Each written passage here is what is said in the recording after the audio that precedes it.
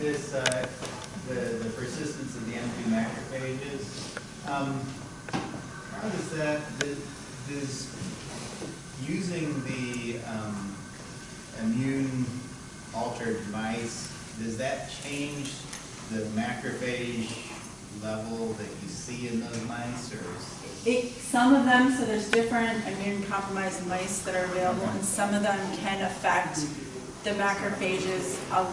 I would think all of them could because of the interaction between the different immune cell types.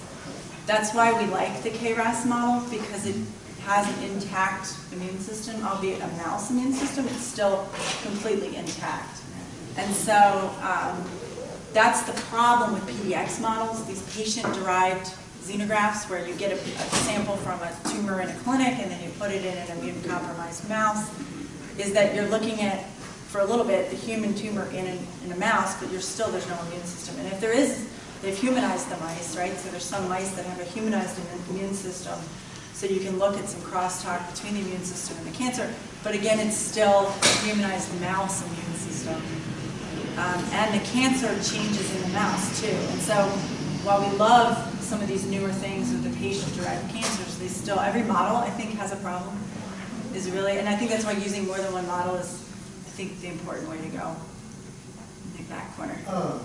So if we already know that, like mice are like physiologically different than humans, and then like there are other things like pigs and cows which are more closely related to human anatomy and weight and everything, why waste thousands of dollars in mice than just like use that in pig? It's a very easy answer. Can anybody guess why we would still need to do stuff in mice? Because NIH and the reviewers at the grant agency, think about the people reviewing the grants, they really haven't been sold that mice have their limitations because most of the people on those grant study sections were the ones developing the mouse models.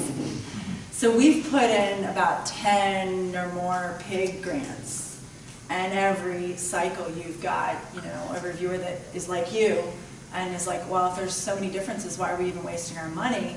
And then you've got 2 reviewers that just think it's the stupidest thing ever, and then mice are the way to go because pigs are, quote, too expensive.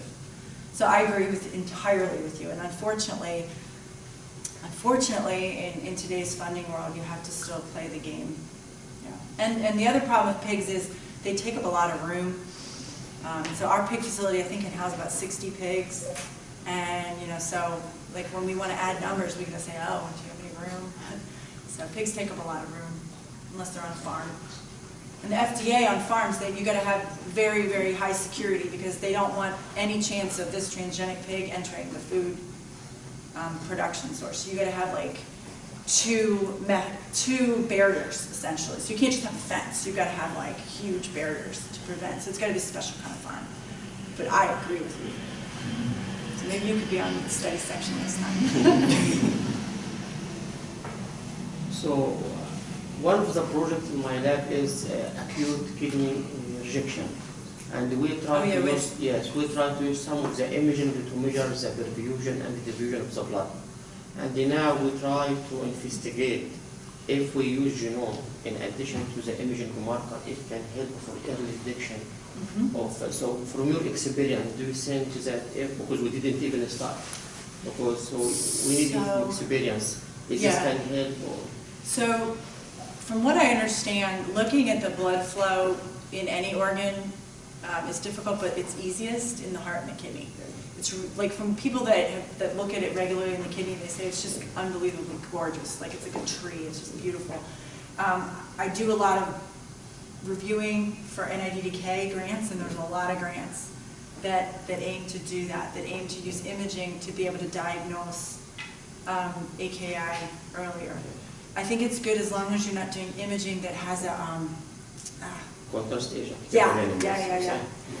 But I think it would be great if there was a way, because when you do kidney transplant or heart surgery, for example, and there's a high percentage of people in heart surgery that, because of decreased blood flow with anesthesia, get kidney injury. And so if there was a way you could use something to image while they're in the hospital to see, because they don't know who's going to and who's not. They have no way of knowing. And so even using it, like once you can prove that that's the case, that it enables you to diagnose earlier, then doing the trial to figure out, okay, this person got it and this person didn't, and take blood and then be able to, or urine, and look at markers of why, like what is up, and like maybe they could figure out a mechanism for rejection or some other things. Yeah, I think it's a good idea.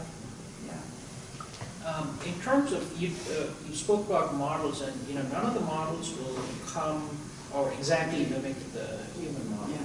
Have you looked at like organ-on-a-chip type of models in order to? Yeah, that's something that people are starting to do. The kidney is tough. The kidney has 33 different cell types. And there are people that are doing it where they're not really trying to include all the cell types, like the myofibroblast, where they don't even know the origin of that cell type, and the immune cells. They're doing it to model the shear forces that the cells in the tubules are exposed to, because, I mean, that's what the kidney does. It filters blood, and so there's a lot of perfusion, there's a lot of filtering, there's a lot of exposure, versus in a little dish where the media is just sitting there. And so there are people that are starting to develop that, and it's the bioengineers that are doing those things, yeah. So I think that'll get us somewhere eventually, but it's really, in the kidney field, it's infancy. Yeah, but it needs to be done. Okay, well, let's thank our speaker again.